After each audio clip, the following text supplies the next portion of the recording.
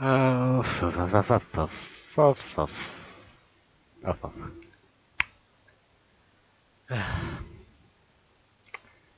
Okay, apparently someone apparently has a problem because uh, a character um, is somehow transphobic in one of Scott's storybooks. What? Yeah, I don't think like I don't think Scott would even make a story like that. I'm just being honest. I don't think he would make a story like that. And even my character, I made my own character that um how should I say this? It's basically like two characters in one. I want all of you to think of two characters into one, right? And therefore, it will always be plural pronouns. They, them. There's two of them. There's two of them. Both of them will go there. Okay. Yes, I have my own character that uses plural pronouns. Okay, nothing about trans stuff. It's just a character that has two different souls, and because of that, like the brain patterns is weird, is like different from normal, and then you're just like it always like knows about the other soul, and therefore it will always be in plural. Yeah, when I saw this video, that transphobic FNAF story, all it did. Okay, the comments are deactivated. Cool. I was like, what? What? And to be honest, when I saw this title, I was thinking like, if I remember correctly, in one of the books, in one of the books on one of the stories, there was a character, an animatronic with two souls. Maybe this could mean that is that? Maybe? Maybe it could mean that it's that story, right? And then some stupid people are thinking that somehow Scott is transphobic. That doesn't make any sense to me, but let's react to this. And yes, I did only watch like the 46 seconds that it was in. So yeah, let's see what this person is about to say about Scott's stories. And to be honest, I think all of those takes will be garbage. This is only my thought. I only saw the 46 seconds, which is still in the introduction thing. It's no secret by now that FNAF has a ludicrous amount of books for being ostensibly a game series, and the quality is highly variable, ranging from genuinely really good to very mediocre to downright bizarre. A lot of the anthology stories include a lot of, how do I say this, random nonsense. While Tales from the Pizzaplex is less subject to this phenomenon than its predecessor, it still definitely has its fair share. However, the story we're talking about today goes far deeper than Fazgoo or Mpreg. This one is far Oh yeah, that was pretty weird, not gonna lie. more nefarious. On its face, B7 is a typical, pretty innocuous FNAF parable that we've come to expect from this sort of thing. Some kind of robot body horror occurs because a child is sad, and that's that. But when this story first came out, my friends and I couldn't help but notice some subtext that appeared to be there. I am prepared for this video to be contentious, probably the most contentious video I'll ever make. For what it's worth, Andrea Wagner, the writer of B7, has said that this story was not intended to be any kind of allegory for trans youth, and in her own words, she is pro-trans rights, and I'm willing to take. And somehow people are still, okay, why on earth did you title it this? Okay, this title is also already wrong then. The transphobic FNAF story. Okay, we don't even need to go over all of this. You already said it yourself in the first minute. There is no transphobia stuff.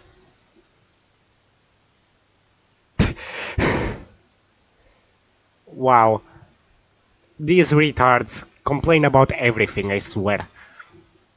Even my own made up characters, if they have multiple personalities, they'll call my character trans. Figure out a word. She's also Or if I make a Scottish man, they'll say that people from that community will say that somehow that Scottish is trans because he is wearing a Scottish skirt for men. A kirk, I think it's called. responsible for The Mimic, Didophobia, and The Man in the Room 1280, which are, in my opinion, some of the best FNAF short stories. However, she also did say that she has little leeway in what she's allowed to share when it comes to what she writes for Scott, and that her job is just to make his ideas take shape, and that's what I'm more sus of. And no, before anyone says anything, I'm not trying to make a video arguing that Scott's homophobic or whatever, but Well, yes. Why would he be? Also, it's funny that these phobias, yeah, transphobias, homophobias, and all of this other shit, it's hatred. But if someone has arachnophobia, they don't hate spiders, they are terrified of spiders. Make that make sense. given the political climate of the past few years and how frankly insane the Republican Party has become, yeah. Scott strikes me more as a hate the sin, not the sinner type of person, which is how I think this story would come about like a misguided child rather than something more nefarious, so that doesn't surprise me too much either. Now more than ever, it's critical to look at the kind of messages the media we consume are trying to transmit. As I write this, trans rights in both the US and the UK and most of the Western world are being eroded ever more by the day, and as a member of the cult Wait, eroded? Hold on. and most of the Western world are being eroded ever more by the day. Eroded? What?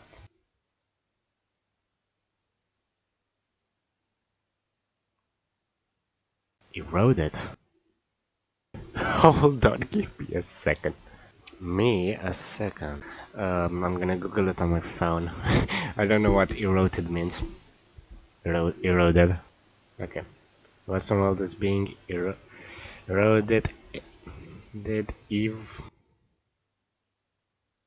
And as a member of the cult of gender ideology myself, it's my opinion that this story has far too much going on in it and too many elements at play for it to be completely benign. Elements that we've been forced to become acutely aware of given the current state of things. Yes. Read too much into this and then you'll find that it's a nothing burger, really. Oh yeah, and also, I don't think that these trans ideologies were even a thing when Scott made that book. Yeah, I don't think that was a thing. Now that is a problem. Wow. Tell me I wanna be the victim without telling me I wanna be the victim. Intentional or otherwise, B7 propagates transphobic talking points. What? Oh yeah, what is it? Telling a man to be a man? Is that it? To act like a man? Because that's what he is?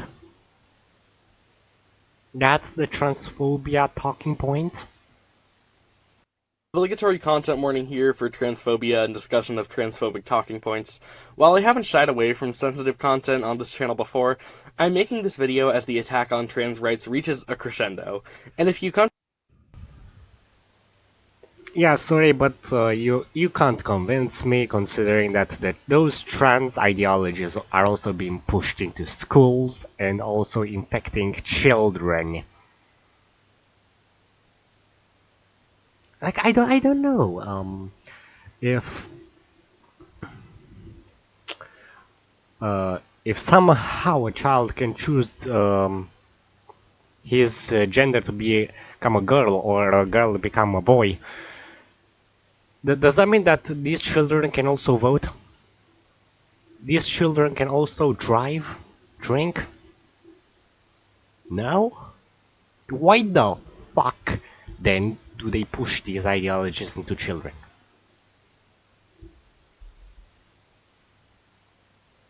Yeah, yeah.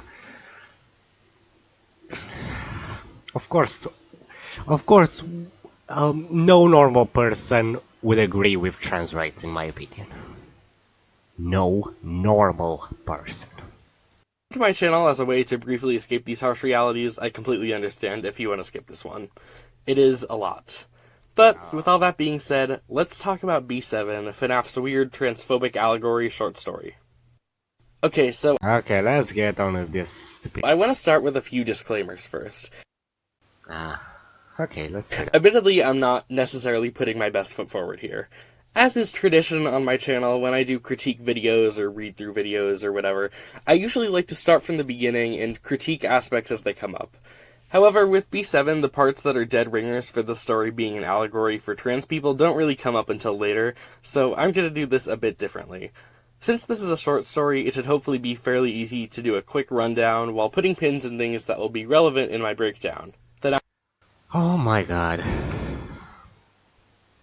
Sorry, I'm gonna skip your disclaimer zone thingy. doing that. Without further ado, let's get into the story. As I don't Our care. story begins with Billy, the soon-to-be eponymous protagonist, watching Freddy and Friends as a kid. Right off the bat, we get a lot of information here. One, we learn that Billy had to have some invasive and traumatic medical procedure done on him as a child that separated him from his parents. Two, there's a fairly noticeable strain between Billy's parents. And three, Billy's mom compares him to his father, something that we see quite a bit in this story. Billy begins to watch the show and is beside himself with excitement. The narration tells us that he wishes he was an animatronic because they don't feel pain and are big and strong, and he then declares he's an animatronic and dances around the room. By Wait a minute. Transphobia. Hold on. Okay, this. I'm sorry I'm stopping it for so long, but come on. Yo, guess what? When I was little, for some reason, I also wanted to have Cersei's abilities. I'm gonna put a picture of her evil abilities on the screen here because I thought that was cool. um, uh, does that mean that children should also have that type of should be allowed to have that? Like, brother. the way, a brief aside here, this is totally besides the point, but I just want to bring up something that's always bothered me about FNAF's world building, and it's that the characters the animatronics represent are always depicted as animatronics in the diegetic marketing. Like, that's really weird, isn't it? Generally, when companies have mascots, don't they want kids to think that the costumes or animatronics are literally that character come to life? Like, it'd be like if Disney portrayed Mickey Mouse as a costume all the time. Fortunately, it seems like Security Breach has begun to rectify this with these various cartoon depictions of the Glamrocks that can be seen throughout the Pizzaplex, but still. Anyway, back on point. The next day, Billy continues his game of being a robot, and his parents continue to play along with him. His dad asks how long his mom thinks he'll be an animatronic, to which he responds he'll get bored soon enough. Later that day, when he goes to school, he gets put in timeout for pushing a girl, but continues to sing because he wasn't turned off. The teacher calls his mom to pick him up early, to which she responds by encouraging it and taking him to Freddy's for lunch. The next day, the teacher decides to facilitate his robotness by having the TA personally tutor him, and the other kids exclude him for continuing to act like a robot. That night, Billy's dad tells his mom, Brother, that sounds kind of sad, to be honest. Like, yeah, he's a kid, and being excluded because you have your own imagination. I mean, for real. When I was little, I also imagined I can have like Rex's mechanical arms. I'm gonna put a picture on the screen of what I mean. Uh, yeah, but I was like, I always kept that at home. I never did that anything like that in school. That it's gone That is completely normal, but yeah. on too long, but she dismisses his concerns. Billy decides to adapt his technology to be that of a little boy, and this seems to satisfy everyone for a while. 6 months later, Billy is still keeping it up to his parents' growing concern. Notably, Billy's dad says, "If I'd known that show would have this effect on him, I'd never have allowed him to watch it." Put a pin in that. Also, in this same scene, he says, "Why can't he like sports like a normal little boy?" Which sure is something. His mother reprimands him for this, and then says that the psychologist Billy has apparently been seeing says that this is normal behavior and not worth stressing over. Put a pin in that as well. I mean, yeah, it is pretty normal for a kid, but I think they should still at least tell him to not do that in public. At least. That's kind of like also the furry stuff. Like do that at home, or like if they're on a convention, but I wouldn't. I don't think the parents would allow that. The scene ends with Billy's dad saying, "I wish Billy would go back to normal," and his mom saying, "Me too." The next school year, Billy transfers to a new private school, and he's almost immediately ostracized by his peers for introducing himself as an animatronic. However, the school also has a robotics class, and again, by the way, I want to know what insane person thought that teaching robotics to first graders was a good idea. I had a hard enough time suspending my disbelief for the robotics class in the movie. Hey. I also did robotics. Kind of. It wasn't really robotics, it was Lego, but it was like those other types of Legos that also built like I think I built like an engine out of Legos, but it actually worked. It wasn't fully mechanical, but it did had mechanical parts. But it was mainly Lego. That is cool, man. What do you mean? But anyway, here Billy learns That is not weird. That is cool. that robots require oil to lubricate their joints, resulting in him eating less and starting to drink oil from the garage. Billy inevitably gets sick and is rushed to the hospital, whereas Billy's mom explains to the doctor that the psychologist said to play along. The compromise from the Okay. Yeah, okay. The psychologist is basically the equivalent of these basically predatory people, yeah, that are basically telling children that they are trans. That's basically the only comparison I see it. If that is also like the equivalent of being like trans and stuff like that and blah blah blah blah blah. Because apparently this story is transphobic. I find that bullshit, to be honest. I find it bullshit. doctor is that Billy can consume olive oil. A few more years pass, and Billy No. I mean, it's still a lot better than, but still, come on. Billy's dad threatens to institutionalize him. His mom argues him on this and still maintains that he'll give it up soon. To this, he replies, "We have a freak for a son. We have no life. We can't go anywhere or do anything with him. All we can do is sit at home and watch our little boy pretend to be a robot. That's not living, that's hell." 2 days later, he abandons the family. Yikes for me. To be honest, that I would do the same if I was the father. Or at least try to make the son be more normal, at least. After finishing elementary school, Billy believes that he doesn't need to go to school and can acquire knowledge just through reading, to his mother's increasing distress. The story makes a clear point of emphasizing the toll this has taken on her health and well-being. Later, he overhears a call she's having with the psychologist, where she's once again encouraged not to intervene. By his 18th birthday, Oh my god. Billy is still deep in his delusion. Billy is still deep in his delusion. Billy is still deep in his delusion. Okay, I didn't even catch that, what he said when I was recording the entire segment, all of those segments. So he admits the fact that the trans ideology is nothing but delusions. Wow. Wow. I can't believe it. He refers to his birthday as his Creation Day, and his mom sets up a special party with a custom-made Happy Creation Day banner. The only attendees are her and his psychologist. Also, there's this weird aside about how Billy will only eat white foods because apparently the color is too overstimulating for his circuits or something. I don't know, man. This story is really reaching. I think that was basically supposed to be like a reference to some kind of remnant. I mean, not really, but I can see the resemblance to that remnant.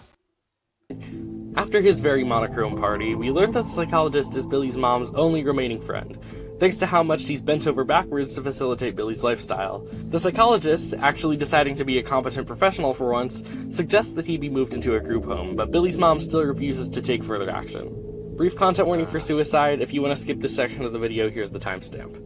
The next morning, Billy wakes up and finds that his mother has taken her own life. He calls 911, and the first responders are weirdly cold to him, and when one of them tries to console him, her colleague hurries her along. After this, Billy opens a file her mother said to open only in the event of her death, which is a list of protocols on how to be an adult, him having inherited a large amount of money. Alright, now we're getting into the really on-the-nose stuff. After a year of functioning like this, Billy begins to experience cognitive dissonance with his body being misaligned with his robot identity. I'm sure you can see where this is going. After calling every... Can I tell all of you guys something? When I was a little kid, I also thought I could transform into an alien, or I wanted to, and then I asked my parents to get me that toy Omnitrix. Of course, they did nothing, but yeah. Would that mean? Oh my god! If these retards also found out about the Ben 10 classic series, they would call him transphobic. Even though he's literally transforming into any alien that there is. Surgeon in the area, and them all saying that the procedure he wanted wouldn't be possible, he finds a sketchy back alley unlicensed surgeon who will perform any procedure if the price is right. Miraculously, Billy somehow survives his entire thigh being cut off at once and is fitted for a prosthetic. However, he's dissatisfied with the new leg as it naturally makes him more lumbersome. Nevertheless, he continues to go ahead with the remaining surgeries, but he's still unsatisfied, and he completely loses any ability to coordinate. And it only gets worse, trust. Billy joins an online chat room for people with body dysmorphia and meets a girl named Malia, an abuse survivor he begins to develop something of a relationship with. In this section comes perhaps the most on-the-nose quote of all. When she asks why he's in the group, he tells her, "I want my body to match who I really am on the inside. Look me in the eye and tell me that the story is not about trans people." Anyway. No! No, it's not!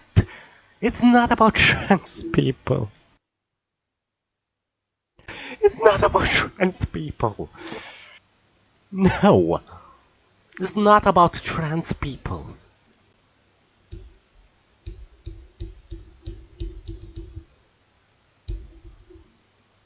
And plus, this story was probably in the works way earlier than before any of this trans stupidity happened. No. No. Okay? No, you're wrong. Malia You are wrong, no. offers to meet Billy in person, and they have a first date that goes pretty well. After 3 dates, they make it official. Despite this, Billy continues with his robot-affirming surgeries, and he gets a surgery to make his face more angular. He walks so Clavicula could run, I guess. Malia no longer finds his face attractive, but Billy takes this as affirmation. He then has a procedure to make his eyes fully black, and then has his tongue replaced with this Stephen Hawking-esque voice synthesizer, and then has his ears removed. I don't know. Malia is more and more freaked out by this and begins to distance herself from him. Now, though, comes the pièce de résistance. Billy now wants to go by the name B7. He tells Malia this, and she wordlessly hangs up. I'm sorry, I know I'm not getting into it right now, but I really don't know how you could read no subtext into this whatsoever. Anyway, So far, I see nothing about being transphobic here or about anything trans related issues or whatsoever. The only thing I see is basically just like is the equivalent of a very, very young adult. As I remember, he turned 18. Still a very young adult. Therefore, the brain didn't develop properly. And because that idea kept on stuck in his head. Wow. Yeah, I'm sorry, but for surgery stuff, unless it's absolutely necessary. Yeah, unless it's absolutely necessary, surgeries are not needed whatsoever. For real. Like in this example, getting limbs removed and replaced by mechanical parts and eyes as well, not needed whatsoever. Okay? Yeah. I honestly have no idea. continuing. On his 21st birthday, B7 looks at his robotified body in all its glory, but has an epiphany. He'd been living a lie, and he feels utterly distressed with his new self. He calls the To be honest, I would too. But I would also blame myself if I were this kid. If I were him. doctor, but he tells him that there's nothing to be done. He's gone too far. Billy dons his father's clothes and collapses onto the sofa, which embraces him like no human arms ever would again. That night, Billy leaves his house and goes to the junkyard, where he goes to sleep inside an abandoned station wagon. When he wakes up, the car is in the trash compactor, and Billy's body is smashed to bits, though this is the ending he wanted, as it reminded him of the human he truly was. Okay, so, where do we... Okay. That story is done. Now let's wait a bit. And I'm gonna tell you all, when the timer ends, I'm gonna tell all of you where I saw that transphobia. Okay, because, yeah, it's about transphobia, right? Okay. Nowhere! I saw the transphobia nowhere! This is dumb. This is absolutely dumb. What do you mean transphobia? There wasn't no transphobia, there was nothing about trans ideologies. This was just a very, very stupid young adult that went with the surgery. Because he wanted to become a robot. What? Really? Ugh. His parents should have just, I don't know, protected him better. Jeez. I still don't see the transphobia though. Where do we even begin here? I guess we might as well just start from the beginning and work our way through. For this section, I'm going to classify the conservative paradigm of transition into 4 distinct stages. Stage 1, the indoctrination. Stage 2, the alienation. Stage 3, the mutilation. Okay, the indoctrination was basically just the kid himself wanting to become a robot. And basically the parents encouraging it, not knowing that it will go this far. The alienation, it was when he basically distanced himself from all of his classmates, and then everyone called him weird for that. And then the mutilation, it's when basically he got everything, every limb he had into robotic parts and removed his eyes. and also dislocated his jaw and remodeled it to be different. In stage 4, the Epiphany. Oh. The general structure of this timeline is as follows. A. The subject, typically a child, is indoctrinated into transness by some means, typically mass media or the medical establishment. What? Okay, that's just straight up wrong. No, you idiot. You idiot, no. He... No. He did that to himself because he wanted to become a robot. And some of that idea still stuck to his head.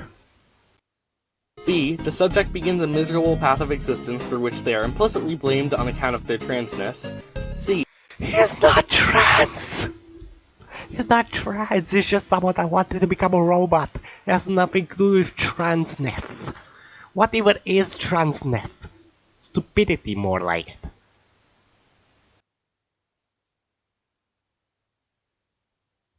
Ah, shoot. The subject undergoes invasive and dangerous gender-affirming surgery. And D. The subject Gender affirming surgery, you idiot! He didn't change his gender! He didn't change his gender! Okay, he removed his eyes and limbs in the surgery. He removed his eyes, his limbs. It was something else. But definitely not his private part. You're kidding? You're kidding! Okay, I guess if I lose an arm and then I just go to the doctor. Actually no, if my arm is completely infected, they have to cut it off. Because it's infected and it's like spreading. My arm gets cut off. Then I have a bionic arm. I guess I'm trans now? What? Gender affirming shit, you mean? It's not gender affirming anything. realizes that they've irreversibly damaged their body, leading to life. Okay, that yes. That, yes. But it has nothing to do with trans people. Okay, it has nothing to do with gender dysphoria. It has nothing to do with trans people. But it does have something to do with someone that has been obsessed with mechanics and wanted to have mechanical parts, wanting to become too close as a robot as possible. Okay, not of the entire different gender. Long regret, and perhaps even worse. That yes. Leading to lifelong regret and perhaps even worse. I agree to that, yes. If I, for some reason, have to explain this timeline does not reflect material reality for the vast majority of trans people. I'm trying to come at this. It has nothing to do with trans people. It has something to do with a kid that saw that robots were cool and so he wanted to become a robot. It has nothing to do with trans people, okay? When I was a kid, I wanted to become Transformers Prime. I wanted to become Optimus Prime. I guess I'm trans now because I wanted to become like Optimus Prime. You know. I think he's like... How tall is Optimus Prime? Hold on. You know what? We'll say that Optimus Prime is around like 900 meters tall. Okay, so that was wrong. Yeah.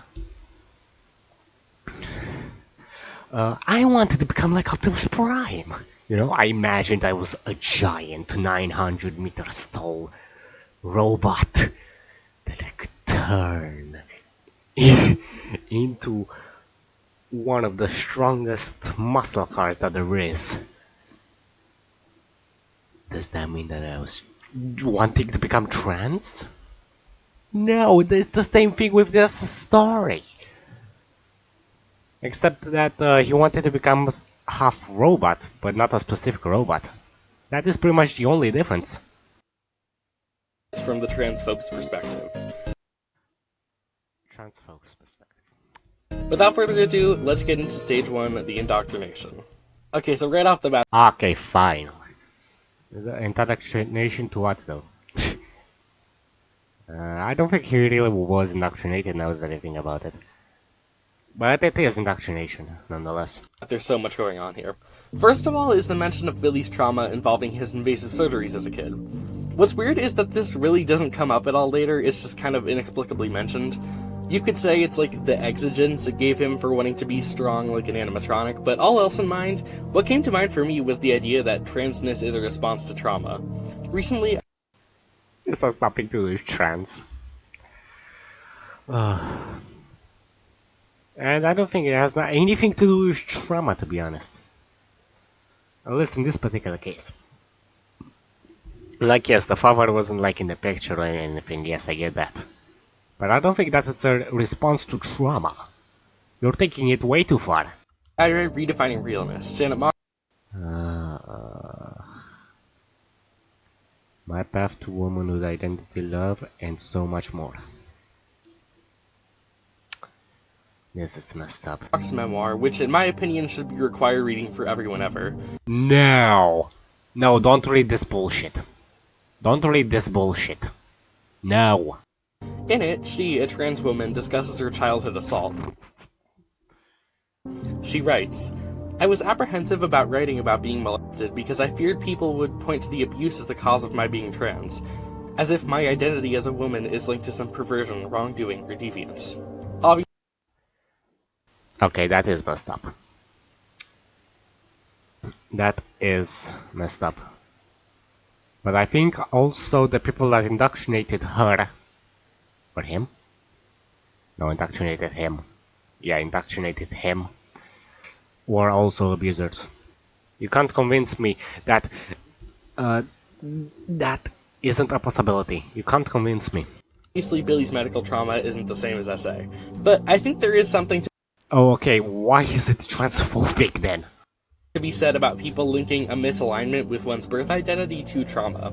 People similarly talk about lesbians in this way, and to a similar extent trans men, about how they're only gay/trans because they had bad experiences with men and it's a coping mechanism or something.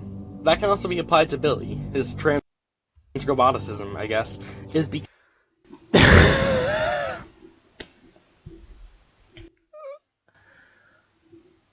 Transroboticism. Transroboticism. What the fuck?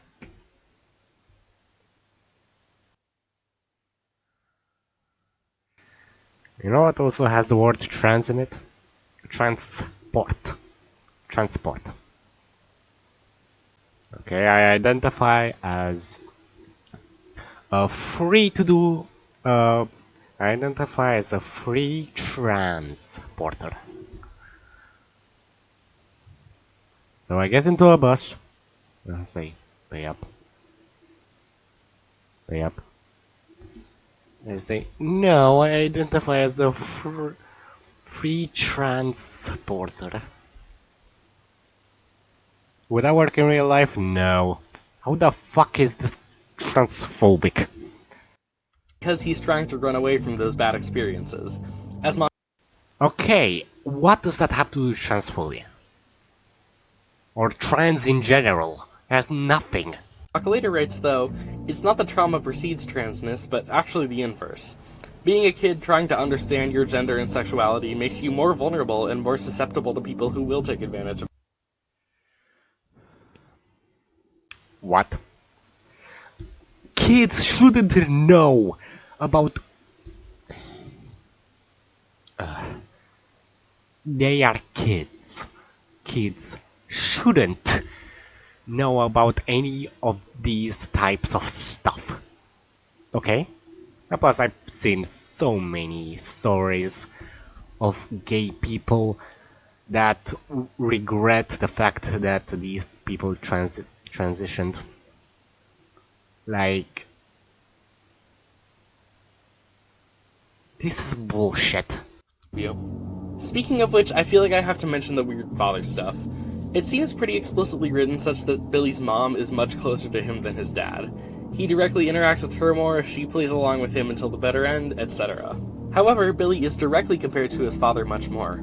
His mother compares them both in attitude and appearance, and some very unsubtle exposition, and he dons his father's wardrobe when he has his epiphany at the end. To me, this calls to mind the association conservatives make with queerness, especially in boys, being a response to a lack of a strong masculine figure in their lives to teach them how to man correctly.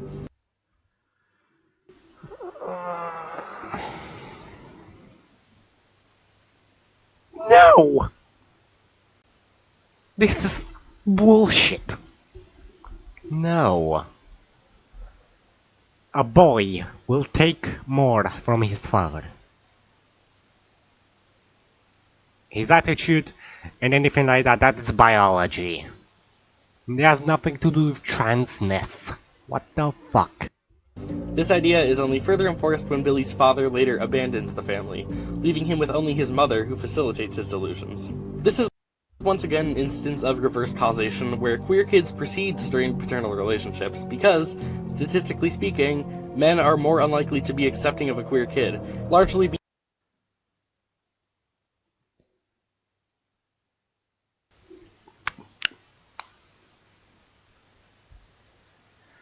Why would we be? Plus, he's not queer. I'm sorry, but queer and kid should never go together. Queer and kid should never, those two words should never go together. That sounds predatory as shit. of patriarchal expectations that if you're Oh my god, patriarchal expectations. They've destroyed everything. What you mean by patriarchal expectations? Huh? They infected everything. The media is talking about it. They are in films. There is representation shown, especially in those parades. What do you mean patriarchal expectations? It's quite the opposite, actually. But of course, normal people would never agree with this type of shit that you're spewing out. It has nothing to do with transness. It does, however, have something to do with him wanting to become an animatronic. I don't think that has nothing to do with trans, does it? child doesn't act in accordance with their birth sex, then it means you somehow failed as a parent. Another thing that we'll talk about more when we get to stage 4 is the idea that Billy has some intrinsic masculinity to him. While Billy superficially connects to intrinsic masculinity to him? What the fuck is that? So I guess I had also intrinsic masculinity to myself when I don't know, when I played football as a kid at the age of 8. Is that it? When I was 8 years old, I had intrinsic masculinity attached to myself because I played football with also kids in the neighborhood. You're spewing so much bullshit. his mother more, he's spiritually more similar to his father. But again, I'll save that more for stage 4. Oh my god. Anyway, next point. The fact that the story makes it a point that Billy is like that because he watched Freddy and Friends as a child. Honestly, this was the first thing that immediately set off all sorts of alarm bells for me when I first read it, after hearing that it was a vaguely transphobic allegory. What the fuck? Guess what? Guess what? I was 10 and I watched Ben 10. Classic Ben 10. Grabbing that Omnitrix. Guess what? I wanted that Omnitrix. My parents got me that toy and Omnitrix. Okay? I saw Generator Rex building fists, building a giant sword. Transforming, by the way. Yeah? Transforming his limbs into mechanical parts. Holy shit! I I wanted to become like them. And this kid wanted to become like the animatronics. How hard is that to understand? What do you mean transphobic? Those vaguely transphobic allegory. What the fuck? What? Oh my god, he is a retard. If you're even vaguely familiar with transphobic, I've said vague too many times. If you're remotely familiar with transphobic discourse online, you'll know that this is one of conservatives' favorite arguments to make. That woke kids media will make your kids gay and trans. And that is kind of true, isn't it? Isn't that true? And plus, not to mention, they are also very predatory. Hold on. Oops. That's for something else. Let me search up LGBTQIA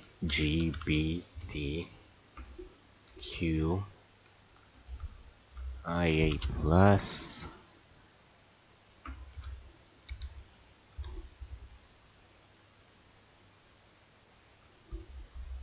parade.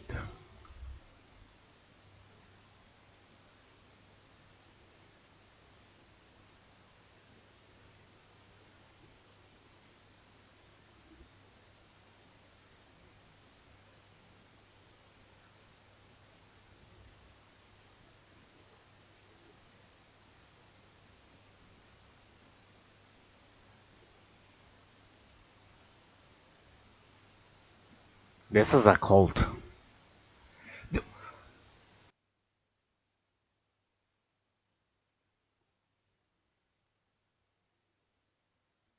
Oh, great.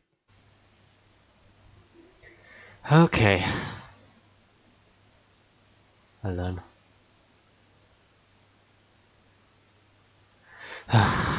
Where is it? Oh, never mind. Okay, let's get on with this predator. As he's stepping on my nerves. The fact that the story makes it a point that Billy is like that because he watched Freddy and Friends as a child.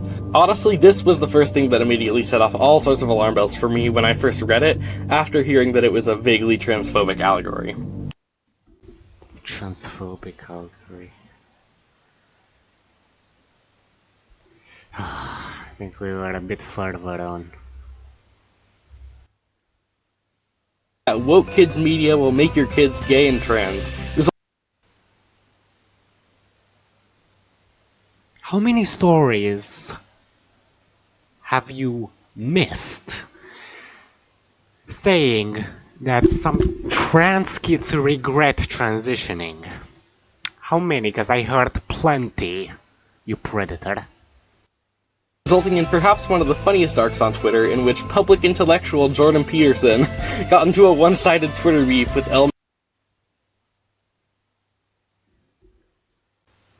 What does that have to do with that side of the LGBTQIA plus shit community? Elmo of Sesame Street fame. Another more recent example since I initially drafted this is Miss Rachel. Miss Rachel is a content creator who makes videos for very little kids, designed for watching with parents. Again, similarly to Sesame Street or Mr. Rogers. While she's primarily been under fire from the right for her open support for Palestine, they've also criticized her for, gasp, having non-binary people in her videos. For toddlers, where they sing songs.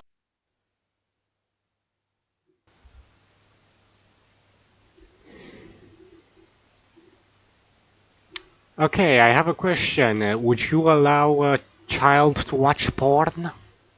No, you wouldn't. You wouldn't.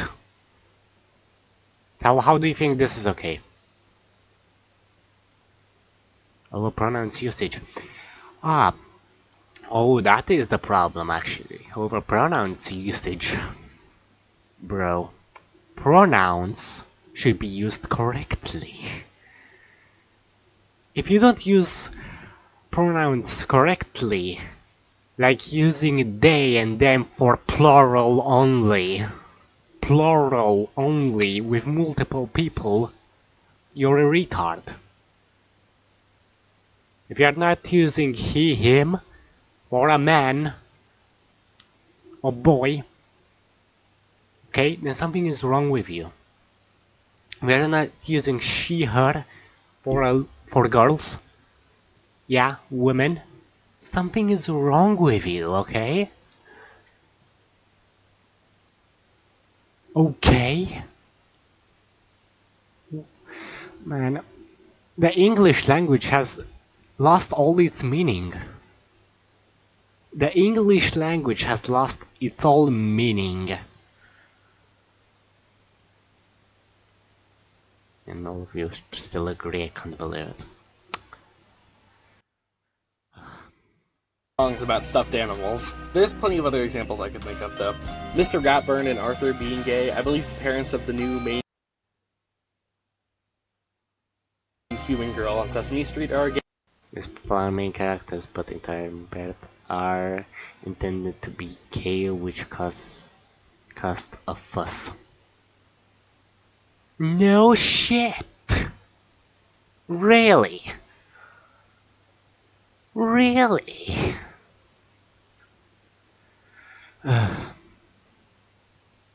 You wanna know why it caused a fuss to begin with? Because the show is no longer a specific episodes, and it might be possibly concentrating on the fact that they are gay. That's what people don't like about it. That's what people don't like about it. Including myself. Okay? Gay couple, pretty much the entire existence of Steven Universe, all of these have been censored by the right. Again, Oh, I wonder why. I wonder why. Really, I do wonder why. It's not the fact that they do parades with pedophiles in the streets. No, it's not that. No.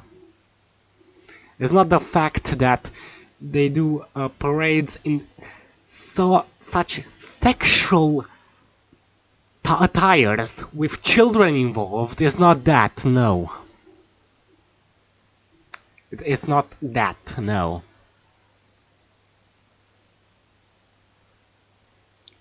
You're a pedophile.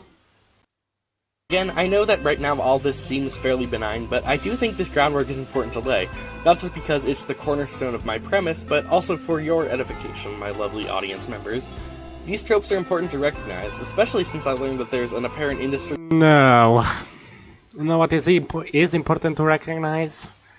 It's important to recognize that the homeless, yeah, that are out in the streets are dying of hunger. Yeah, no one is doing anything about it. That is way more important than these stupid pronouns usage by idiots. That is way more important than their trans rights. Of conservative children's books. Obviously this isn't quite the same, but we need to look for allegory. Anyway, with this in mind, let's move on with the story and start looking at the more egregious stuff. So once Billy starts to be an animatronic in the outside world, the story demonstrates how everybody enables his delusion. His teacher has the TA personally work with. Delusion, did you say? Delusion? Oh my god, I agree with you. Oh my god, I agree with you. That is delusional of what the kid is thinking. That is delusional. Now, why don't you have that same perspective about that community? Why? They are still delusional as fuck. with him, his mother plays along until the bitter end, and his psychologist encourages all of this behavior. I think I just hit my mic. This is where things become explicitly queer-coded in my eyes, as How? He wants to become a robot! He wants to become a robot! How does that have anything to do with queer shit? opposed to any other possible interpretation. Many conservatives seem to think that kids are trans because of some kind of cultural rot spurred by the elites. Yes. They are pushing this stuff into schools as young as 4th graders. Even 3rd graders, I actually think. Children in grade 3. If that is not predatory, then I don't know what is. This connects back to the point about media moral panics. Conservative dogma states that the enemy is everywhere all at once, especially public servants, i.e. public school teachers. It's for precisely this reason that far-right groups like Moms for Liberty advocate for so-called school choice. Your child could be at risk of indoctrination by the gender ideologues, by learning that gay and trans people exist, and might even be their teacher. For more information on this topic, I'd check out Zoe B's video about the right-wing war on education. So notice how the teacher doesn't punish Billy or try to snap him out of his delusions. She does not express concern to his parents. Instead, she has the audacity to accommodate for him. How dare she? Further, Hold on, let me go on YouTube. Because I want all of you to see this. Okay, I want all of you to see this. As I remember the video. I'm gonna look for this.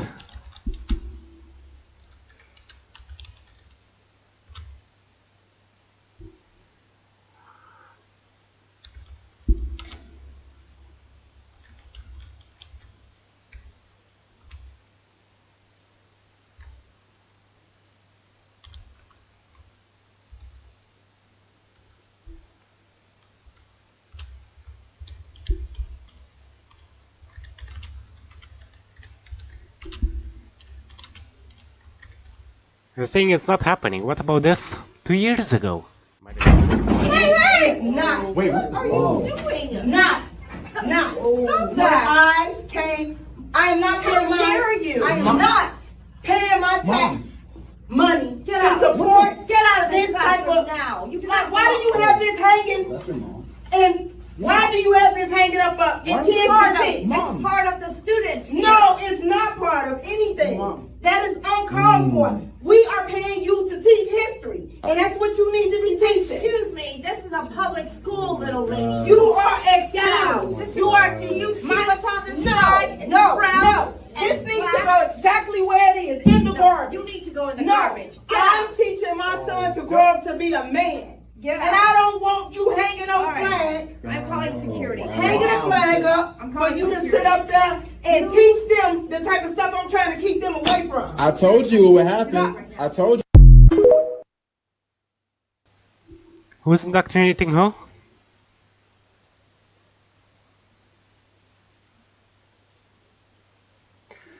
Eight years ago, history class begin teaching about LGBT. Teaching LGBT studies at Yale. 12 years ago. Student debate teachers on gender ideology. Why woke LGBTQ teachers are getting fired. That is the good thing. Non-binary teachers want more LGBTQ plus books in schools. Parents not happy. This is indoctrination. More books? Why do you need more books? To learn your identity. Huh?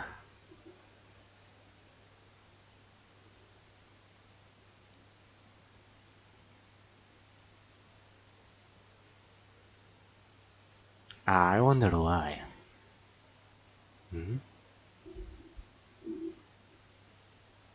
Because it's predatory, and it's not good. The history of pride. Oh, really?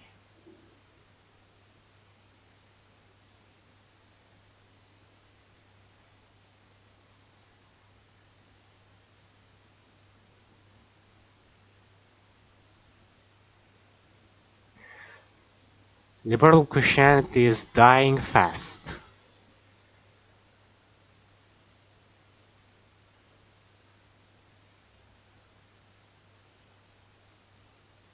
Yeah, that is not happening.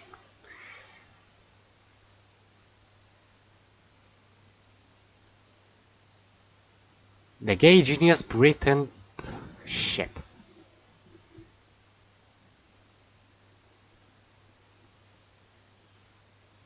The most controversial book in US schools, Gender Queer Explained. Why would it be controversial? There you go. This gay week explodes. Pride cancelled. Toilet wars.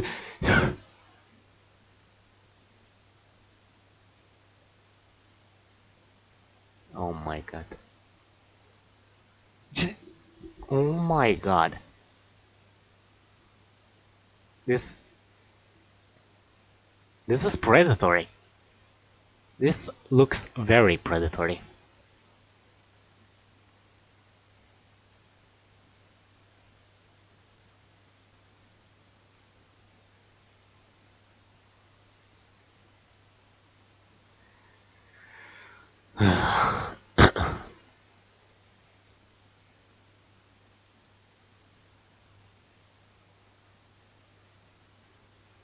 Oh my god.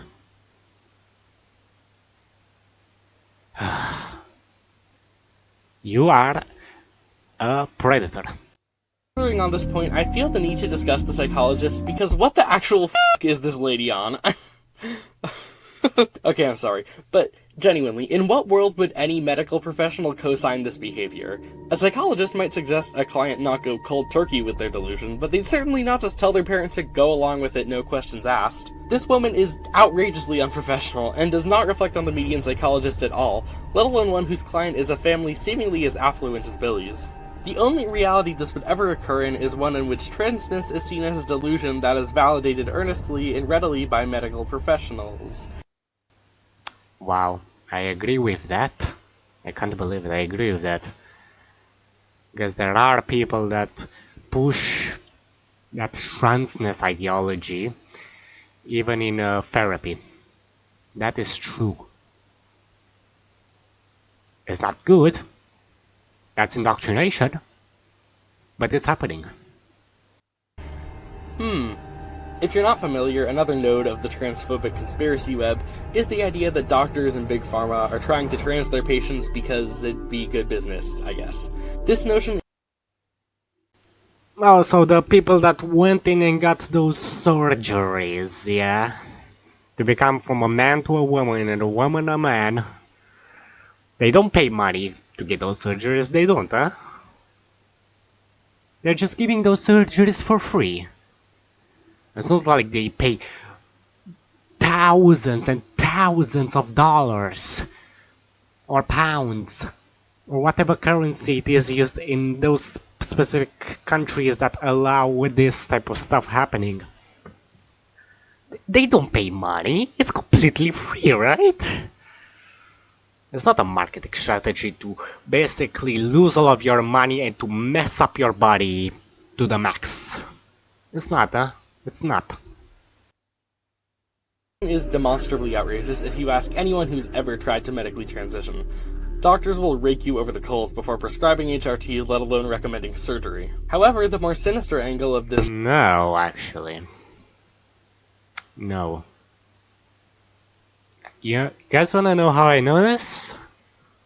Well, why would there be so many surgeries happening and then people regretting it? Why? It's the same thing with birth control, actually. That is still not good. Doctors, trans, and kids for profit hypothesis, and the one that's at the heart of this is everyone's favorite subject of conspiracy theories, Jewish people. This theory's primary proponent is Jennifer Billick, a certified crazy woman who believes that Jewish transgender Jesus fucking Christ.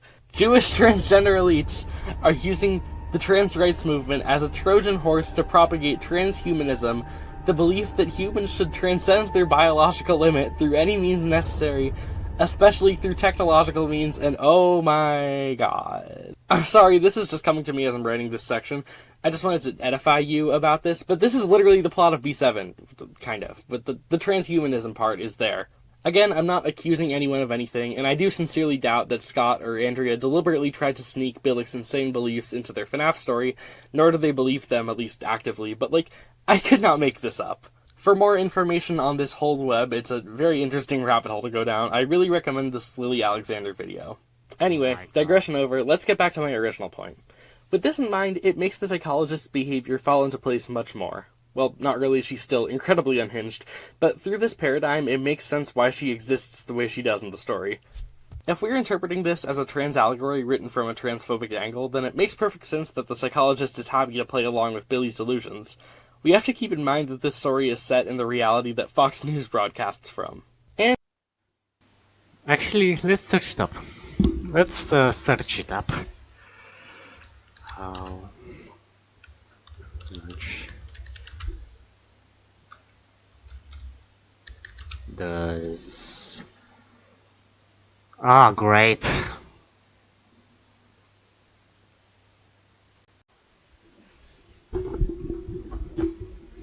Okay, in the UK, private upsurgers cost range from £4,000 to £10,000, while complex bottom surgery ranges from £20,000 to £60,000 plus pounds.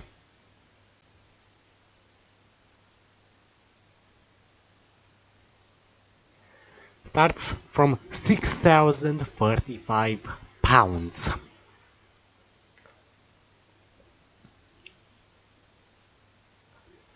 Ranges from £5,000 to £10,000. If this is not a marketing strategy, I don't know what is. They don't care about you, they don't care about anyone, they only care about profit. That's the only thing they care about.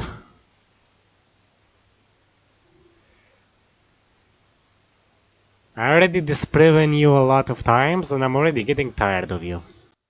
And with that said, I think now is an appropriate time to move into Stage 2, the alienation. Transphobia, like most right-wing moral panics, follows the tried-and-true rhetorical tactic of, our enemies are suppressing us with their insurmountable power, but they're also incredibly weak, which is why they're bad. While Stage 1 follows the first half, Stage 2 follows the second. As Billy...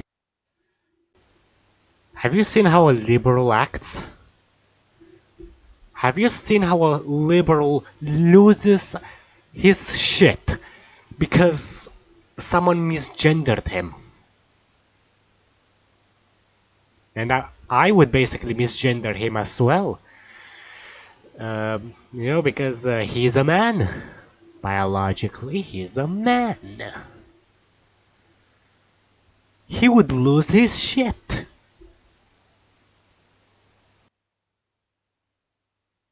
Billy's condition grows more and more unsustainable, we see how he becomes more and more ostracized by society in turn. His class... What society? This story... This story has nothing to do with trans people, yet you're still making it about trans people. You're unbelievable. Mates outcast him, his dad walks out of his life, his mother takes her own life, presumably due to the distress caused by all of this. The f***ing paramedics are assholes to him, and even Malia... Finally, I agree with you on that. I agree with you on that. However, I don't agree with anything else you said. eventually abandons him. Except for the black parents part. Yes, I agree with those parts as well. But like him being trans? Fuck no. These people are framed as responding naturally, albeit perhaps rudely, to an exasperating situation, not as close-minded or anything. Billy is the one who needs to be fixed to avoid alienation. And while this is more on the fringes of the discourse, there is something to be said for how this is reflected in transphobic discourse. Libs of TikTok is a famous example of a grown woman who likes to harass children as a pastime, along with any other number. I think gender dysphoria, according to most major medical organizations in the United States, gender-affirming healthcare can take many forms, and anti-transgender propagandists often conflict surgical procedures with hormonal treatments or social actions like simply recognizing someone's pronouns, all of which can be appropriated depending upon a person's position and needs. Anti-LGBTQ+ propagandists often falsely claim that children are treated without parents' consent, or that surgery is the first step in gender-affirming treatment. How about we read that last part again? Anti-LGBTQ+ propagandists often falsely claim that children are treated without parents' consent, or that surgery is the first step in gender-affirming treatment. Falsely claim that children are being treated without their parents' consent to the surgeries.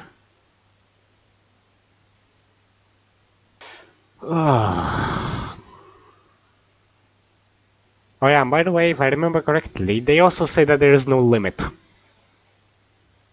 Okay, I identify myself as a god. Bow to me. Is anybody gonna bow to me? Of course not, because that is stupid. But there's no limit to how you can identify yourself. There's no limit. So why shouldn't you bow to me as I identify myself as a god? There's no limit, right? No limit. Ugh. Such a retard. Number of blue checks on Twitter who like to attack random trans people for fun. And don't get it. I like to attack trans people for fun. Attack trans people for fun, or that because they are idiots? They are brainwashed. You are brainwashed. Get it twisted. For the mainstream talking heads discussing this, if they are at all, it's not coming from a place of true care. These people are not coming at this from the perspective of how can we support these bullied kids, or how do we get these kids to stop bullying their peers, but more from this like social Darwinist kind of angle of like, if you get bullied because you're trans, then stop being trans or suck it up. Hey, you buffool, they are getting bullied because they are so-called trans. That's the reason they are getting bullied. Okay? That is the reason why they are getting bullied. Okay? Because these people identify as trans, and they have been brainwashed. Okay? So, children going to church, that is brainwashing, but people allowing LGBTQ propaganda, that is not brainwashing. Make that make sense. This survival of the fittest mentality is ultimately the cornerstone of reactionary rhetoric. Hold on. Trans or suck it up. This survival of the fittest mentality is ultimately the cornerstone of reactionary rhetoric.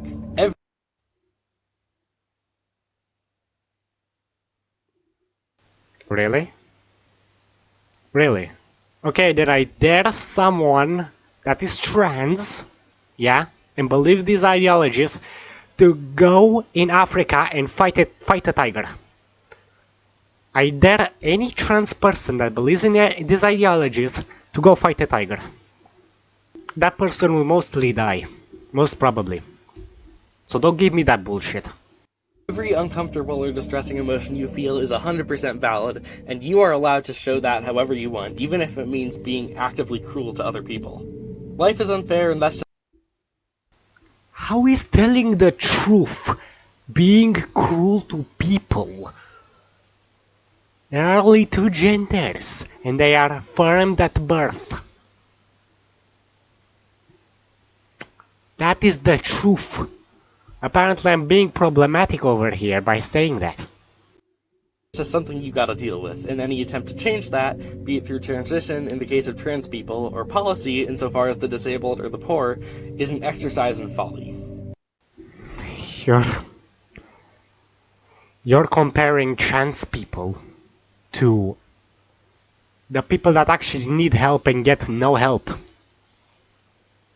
You're comparing trans people to the poor and the disabled. The people that actually need help and still don't get help. Really? I think someone from the LGBTQI plus community is much safer than a homeless person. Much safer than a homeless man. This also coincides with the idea of queer kids needing to suppress their identities for the sake of their family's coherence, something else we see in B7. Billy's dad ditching the family is seen, again, as the inevitable result of Billy's unmanageable and antisocial behavior, and his mother's death is framed in the same way. In fact, I would even go as far as to say that Billy's dad walking out is framed as the right decision to make. And if this story actually had any interest in empathy,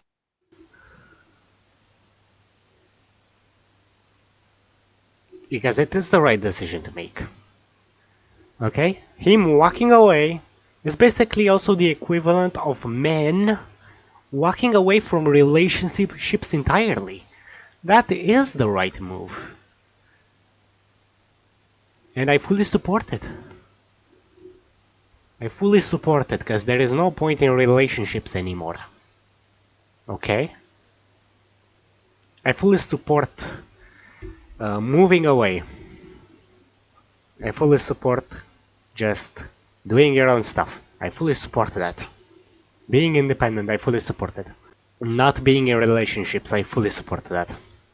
empathizing with the subject, I feel like it could actually make some kind of interesting commentary here.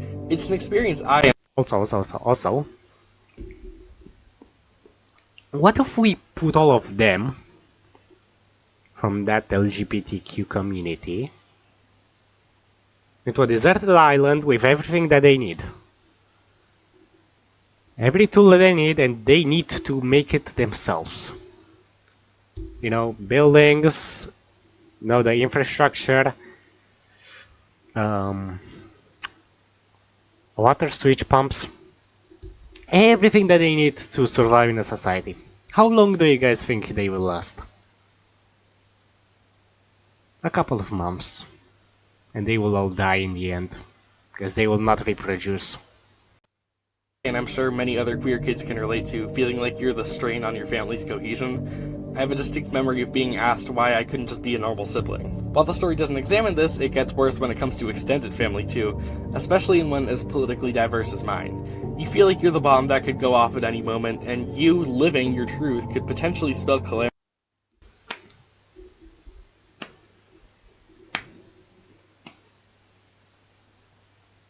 Your truth? There is no your truth. There is no your truth. It can't exist. A truth is only one. One truth. That's it. The truth is only one. Okay? It's the same thing with maths. 3 plus 3 equals 6. Everybody knows that. That is the truth. Okay? 3 plus 3 equals 6. 2 to the power of 3? 8. That is the truth. Okay? 6 times 6 will never be equal to 50. 6 times 6 will never be equal to 50. You know? 4 times 4 will never equal 84. 80 times 10 will never equal 910. You know? If there is no truth, there is only lie. And it's only one truth. Okay? If there is a line, there is a diagram that follows the same trajectory throughout all the way for centuries, that is depicted as the truth. It's that simple. This is already basically dying. A movement that is already dying. And somehow there are still some people that support it, like this individual. Calamity for your extended family. Since this story is set in Crazy Town, though, Billy seems to be totally unfazed by his family's isolation of him. I'll get into this a little more later, but this also mirrors conservative rhetoric, how conservatives seem to think that trans people are not acutely aware of how they're perceived. And with that, I think it's time we move into stage 3, the mutilation. This is where we get to the most damning stuff, as in, I think you're acting in bad faith or you're hopelessly stupid if you can't see the parallels being drawn here. So after the tragic death of his mother, Billy experiences what the book describes as cognitive dissonance, but I can only describe as robot dysphoria, and begins to seek surgery to replace his limbs with prosthetics. I'm sorry, but I truly cannot pass this off as a coincidence. The nearest analog is just general cosmetic surgery, like a butt lift or something, but people generally don't get plastic surgery because they feel that their soul has a big butt. I mean, maybe they do, but typically it's to enhance a part of you, not to replace it like Billy is doing. With this in mind, let's examine how he goes about this. Billy can only get this surgery done through sketchy means, echoing sentiments you may have heard about gender-affirming surgery being experimental or uniquely dangerous. Like with any invasive surgery, Sorry. gender-affirming surgery Sorry. Did you say that these gender-affirming care stuff are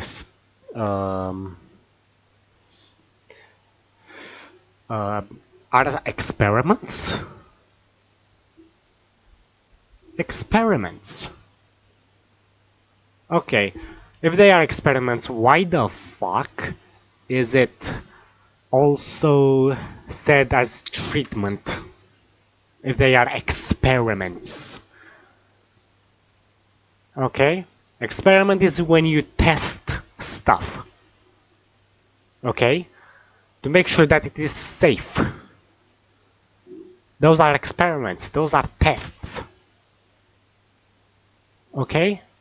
A surgery is not a test. A surgery is something that completely mutilates your body. Gender affirming care. That is just mutilation of stupid individuals that are brainwashed. That is what gender affirming is. surgery does come with certain risks, ones that are told to you at length. Again, it's not like you're flying into the ER and getting surgery apropos of nothing. In fact, my understanding is that doctors tend to move heaven and earth to discourage gender-affirming surgery. We don't live in Amelia Perez world. Yes. As for the experimental claims, ones that B7 clearly wants us to believe, they are patently untrue. As much as transphobes like to ignore it, it's a fact that trans people have always existed and will always exist.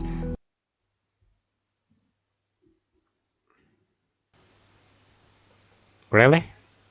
They did? They did.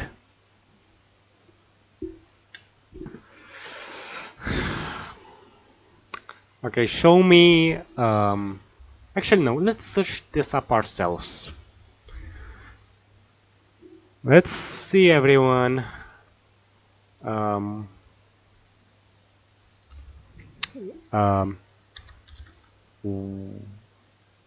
When did the trans ideology begin?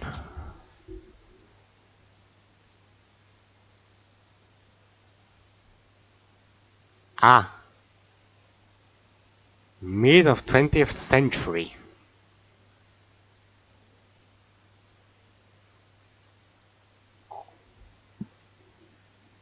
Ah, 20th century. Wow.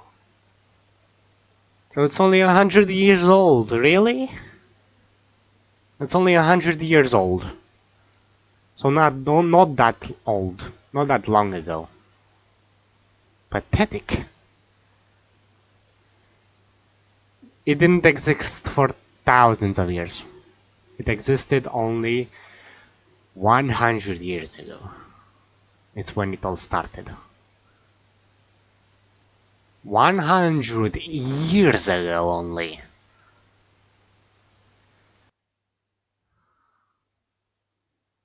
To this point, the first vaginoplasty ever was performed in Germany in 1930. Famously, the work of Magnus Hirschfeld It just proved what I said. It's not for thousands of years ago. It's not even this. Oh my god. It's barely 100 years old. You're kidding. So it's not normal. an early researcher and advocate for the queer community, was burned by the Nazis, marking a seminal moment in the regime's escalation, even though J.K. Rowling likes to pretend that they didn't. Anyway, suffice it to say, this is hardly novel technology. Bottom surgery predates the existence of the State of Israel. The language for it has evolved as What? bottom surgery predates the existence of the State of Israel. Did. But,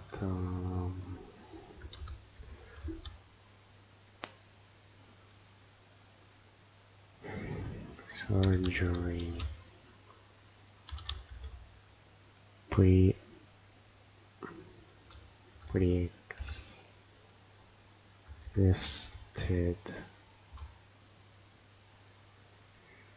in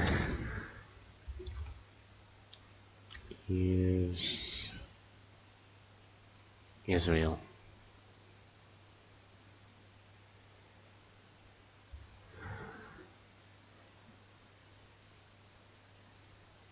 So even more shit he's spewing out. Gender-affirming bottom surgery did not originally pre-exist in Israel.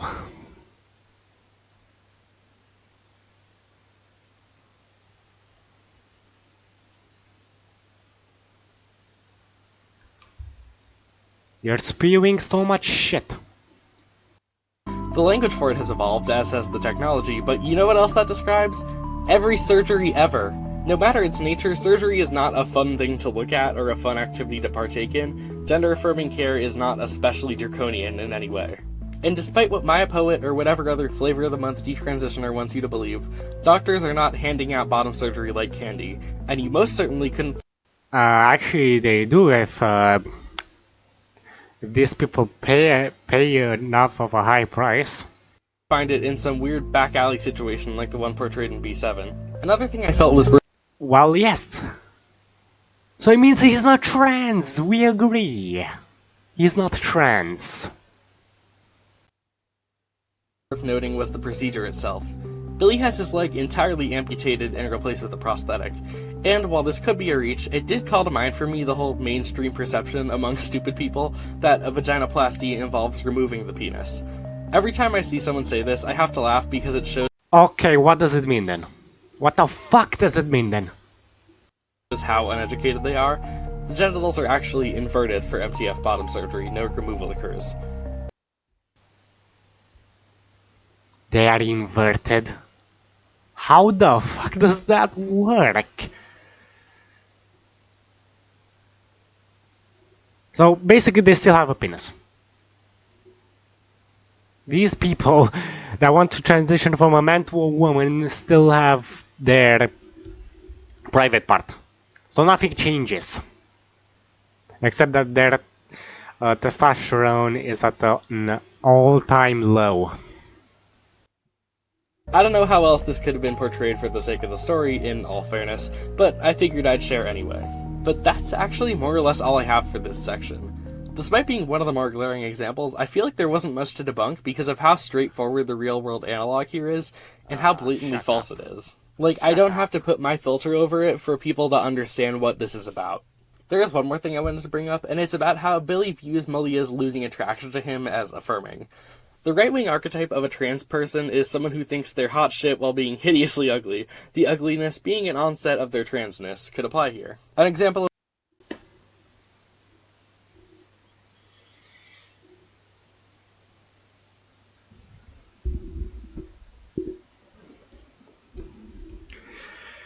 Um,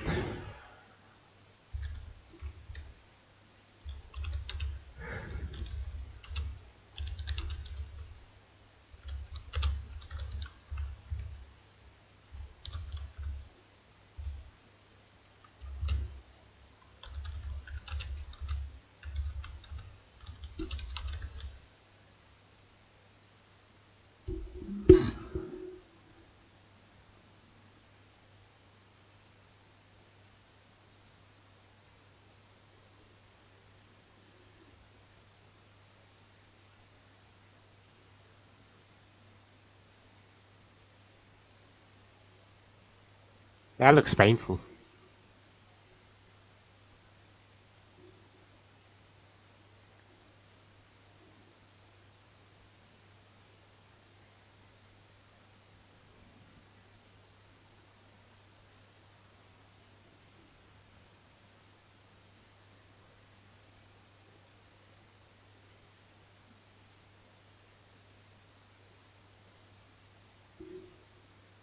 Okay. How about we do something else?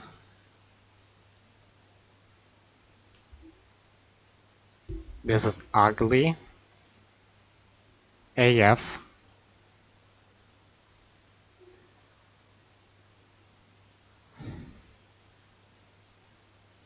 What on earth? What on earth? No, that is ugly.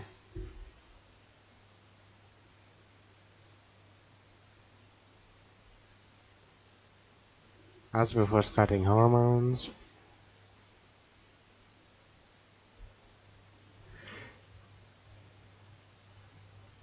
Oh my god.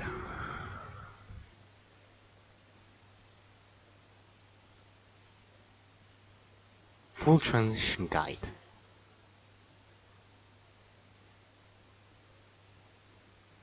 Oh my god, this was a woman. This was a woman.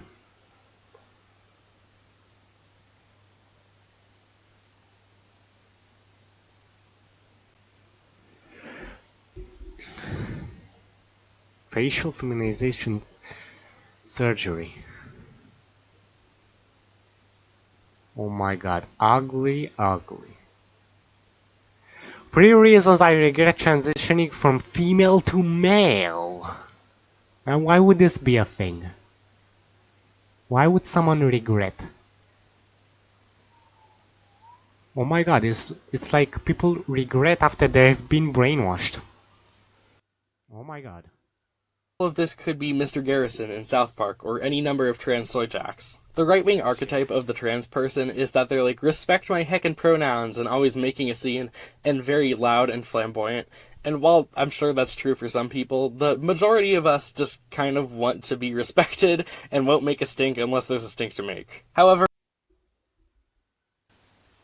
Okay, why the fuck do you lot need pride parades then for a month? Not to be respected. How about we treat everyone equally, no pride parades for all of you. 1 day only. That should have been like that then. That is not equality, is it? I won't die on that hill necessarily, it just feels like a random addition, and I want to ascribe some meaning to it. Finally, though, it's time to discuss Stage 4, the Epiphany. Though the last section was on the nose, it only gets worse from here. Malia abandoning B7 for changing his name, I don't even know what to add here, quite honestly. Like, I really feel like it's Name, his name or his appearance. Because remember, he also got plastic surgery on his face to be a more robot-like. Speaks for itself. Like, I don't even know what this implies, considering how backwards this whole thing is. Like, why would the surgery come before the name change? Like, I know it's because they wanted the title drop, but whatever. I will talk a bit about this whole transition regret thing, though. Of course, going with this analogy, we can assume that Billy's epiphany about his body is an analog to this.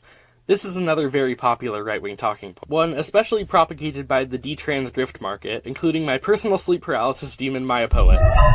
These people like to say that trans youth are pushed into getting life-altering surgeries that they then end up regretting. But it is true! It is... Oh. It is. It is the truth. It is the truth.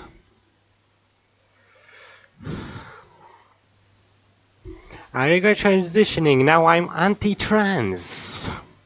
I regret and remorse that... I regret and remorse that comes with transgender therapy.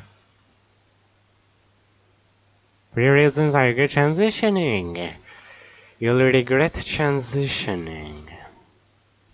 She regrets transition. She regrets transitioning from female to male.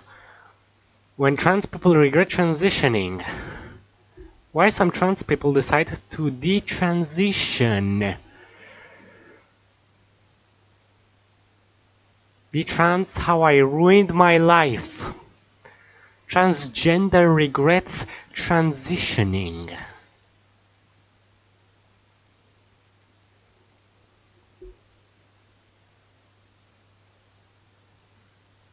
Trans man regrets transition, admits male life is way harder than expected.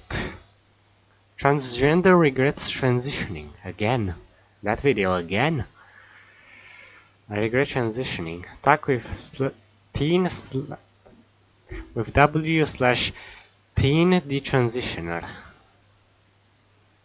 Woman crying after regretting their divorce. Admitting my transition regret. Transgender detransition. New trans woman. Trans woman. That is divorce. That's something else.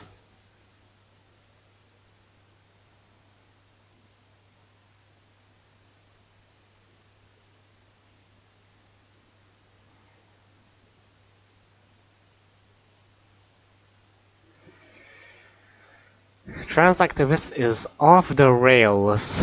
They want refugee status. That is messed up.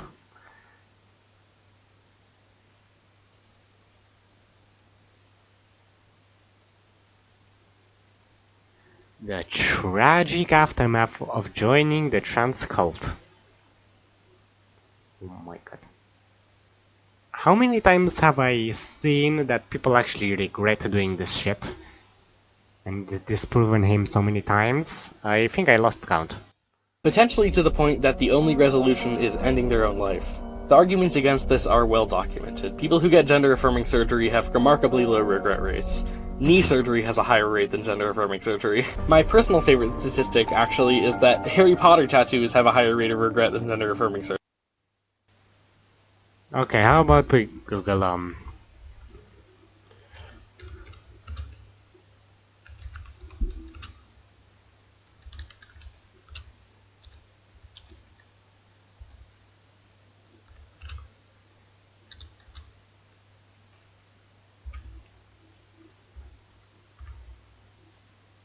as a child.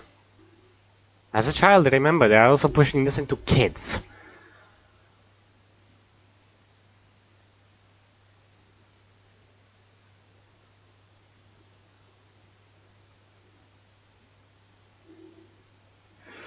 Okay, studies show that the regrets after transition as a child or adolescent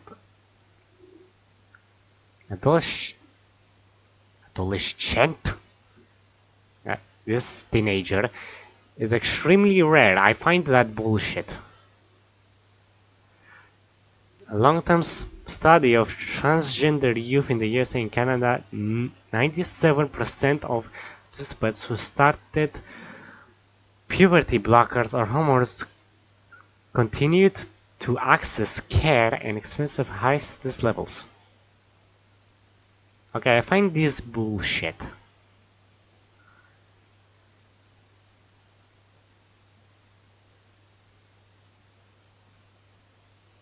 .5%. I find that bullshit.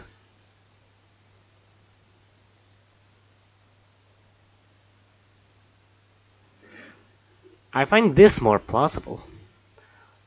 Response. How about we do this? As a child, later in life. Later in life.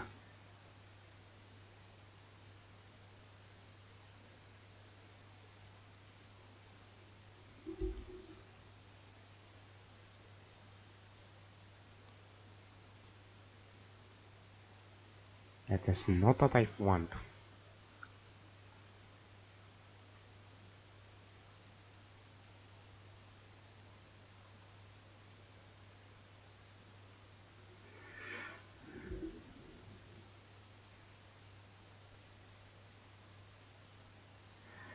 For those studies, on average, around 85% of children change their minds and do not continue into adulthood as teenagers.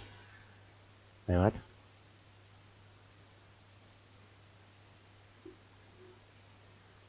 Ah, 85%. Guess after surgery is less than 1%. I find that bullshit. How is that 1%, but then the average is around 85% of children change their mind? 85% change their mind, but they somehow don't regret it when... Oh my god. I saw so many videos of people regretting after they change their gender. The statistics of regretted data includes responses from a youth or their parent, representing 87% of the youth aged 12 years or older. Satisfaction and regret.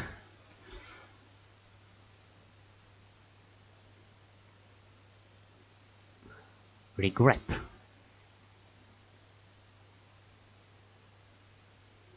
Yeah, you're not doing yourself any favors, man. You're talking bullshit. Surgery.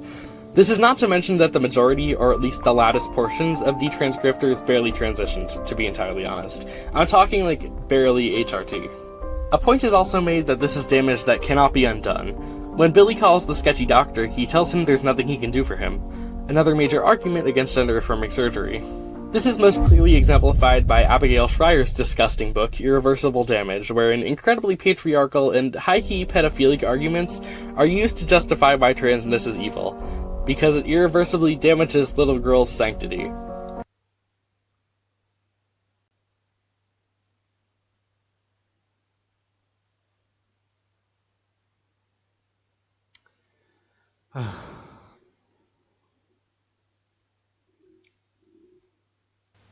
That is kind of predatory, yeah. Can you guess what is also predatory? Huh? Transitioning children. Because children cannot consent. That is also predatory. Ew! Also, something I wanted to circle back around to. I felt the need to point out that Billy wears his dad's clothes when he's having his existential crisis. Not his own clothes, his dad's. It really does feel like Billy is returning to some essential, fundamental part of himself, i.e. his masculinity. There's also this very patriarchal logic to it that children are an extension of their parents, something that also ties into the whole Abigail Schreier thing that I mentioned already. Finally, let's talk about the ending. I'm gonna put a content warning for suicide throughout this whole part. The story ends with Billy taking his own life as an act of self-actualization, a trope that already rubs me the wrong way most of the time, but it feels especially macabre as the ending to this story. As you probably know, the trans suicide and attempt rates are remarkably high, depressingly so. He just said why the trans ideologies, it's dangerous, predatory, and also extremely bad for society. They transition, then the suicide rate goes up. He just explained why this trans ideology is bullshit. Right-wing commentators love to use this as a point against trans people. Look, they Ah. No, it's not about the fact that kids are killing themselves later in life after they transition. No, it's not important, that is it. say, this is the inevitable result of this path. You'll be dissatisfied with yourself because you didn't need surgery, you needed to look within yourself and triumph over whatever void inside you thinks being trans will fix it. Okay, someone is suicidal. Should we encourage him? A man is suicidal. Should we encourage that man to kill himself? A woman is suicidal. Should we encourage her to kill herself? No. Why should we then encourage those surgeries that then later on will kill themselves? These people will kill themselves later on in life. Never mind the fact that trans kids in supportive environments have much better mental health. Never mind the fact that there are plenty of trans adults who live happy, fulfilling lives and that their qualities of life went up after getting surgery. And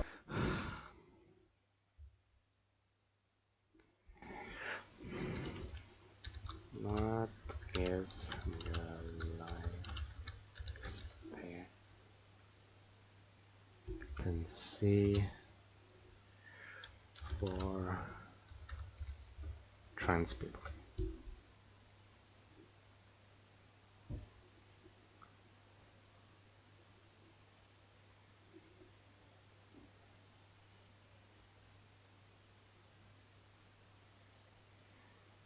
"45".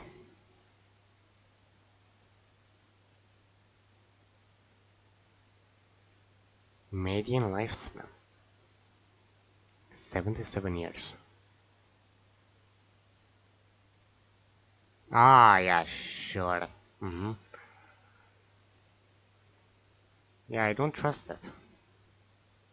What is the leading cause of trans people? Ah, suicide, homicide often involves firearms. Ah.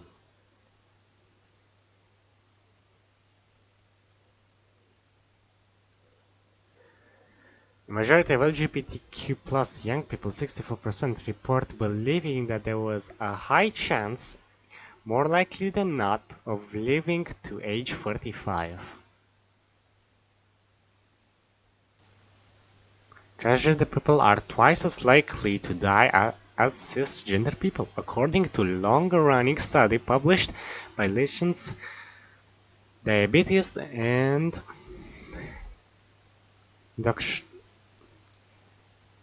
Endocrinology. So they are more likely to die than normal people. Wow. Okay.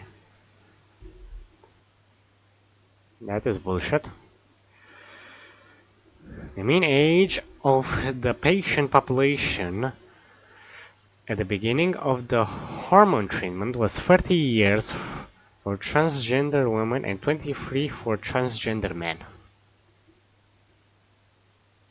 30 and 23. Wow. like, again, I want to point out that this is an act of self-actualization in the eyes of the book. Billy's demise isn't treated as the result of the people in his life being intolerant. It's treated as mostly a personal failing on his part. Sure, there was his mom's enablement and the sketchy doctor and such, but they were in fact the ones who were tolerant of him. If anything, the people who were tolerant were at fault. Malia's reaction to the name Wow, really? The people that were tolerant to him were at fault? I never would have guessed that. It's not like if you tell a child constantly, no, don't do that, it's bad for you, then they'll be fine, right? Okay, a child plays with fire. Let the child play with fire. He'll be fine. Let your child play with fire. Your child will be fine. Really? Children do stupid shit. Why do you think it's good to allow them to do that? Gender affirming care. If they do stupid shit. Even as teenagers. name change is treated as the natural reaction to Billy's behavior, as I mentioned before. And that especially I will hear no excuse for. That's not even an allegory, that's literally just something that could happen in real life. Billy is the problem here, not an unaccepting society or the insane medical experts surrounding him.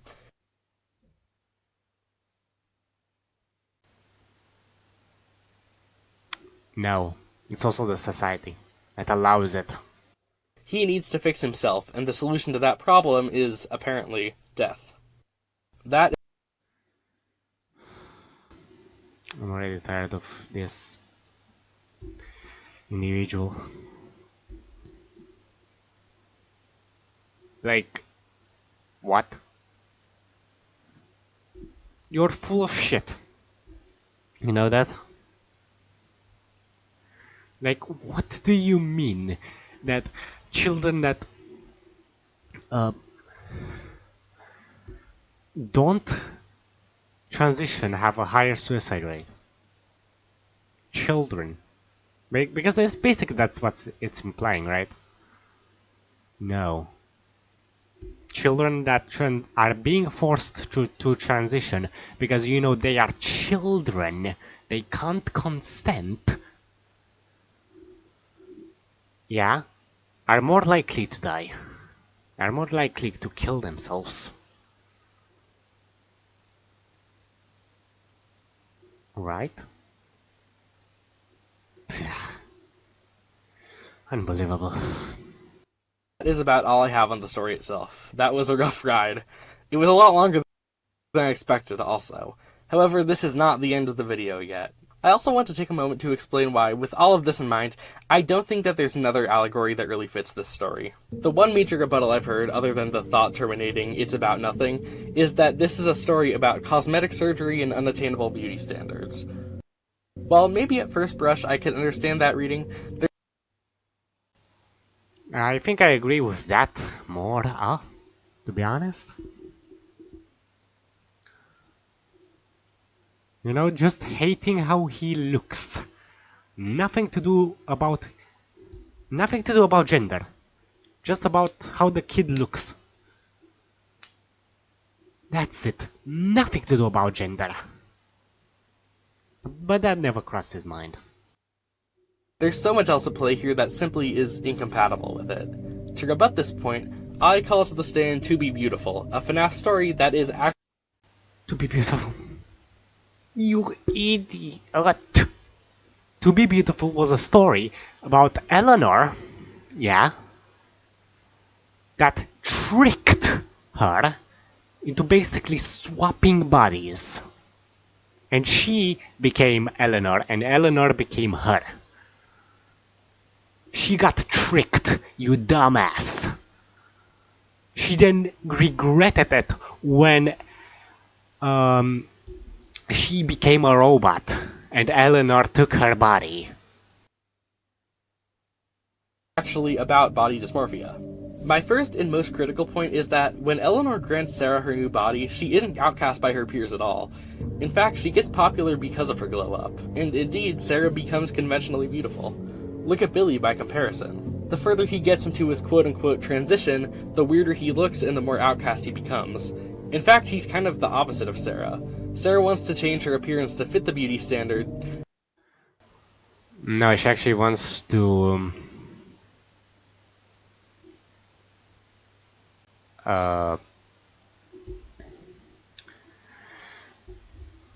change her looks because she's not happy of how she looks, but this has nothing to do with transitioning.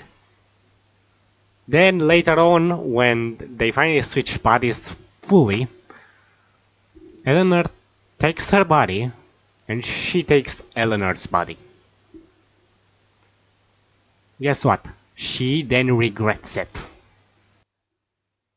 Whereas Billy wants to change his appearance in spite of what people think. In fact, he even finds it validating when people think he's unattractive. Also, Sarah's conflict starts and ends at her appearance.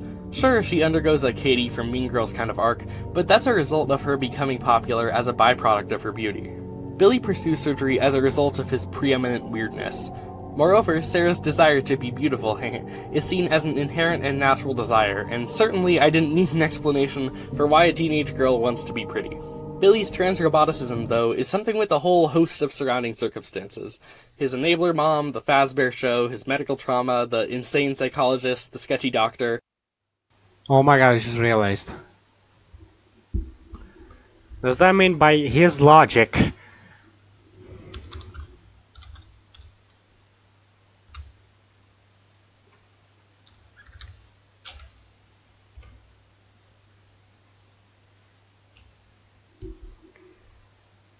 Does that mean by his logic? Oh my god. Does that mean that by his logic, he is trans? He is trans?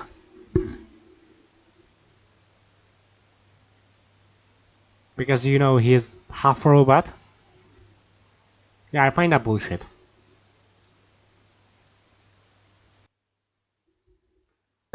If this were a story about conventional beauty, why would we have this parade of weirdos enabling Billy? Why can't I just believe that, like Sarah, beauty is something that it's natural for Billy to want? Ultimately, what I think... Yeah, but Billy gets uglier. this comes down to is a misunderstanding of dysphoria versus dysmorphia. As I said before, people who get plastic surgery typically don't pursue it because they feel that their soul has a big butt or something. Both are cosmetic surgeries, sure, but one is to enhance rather than to replace. They don't think their bodies are wrong rather than in need of enhancement. In need of enhancement.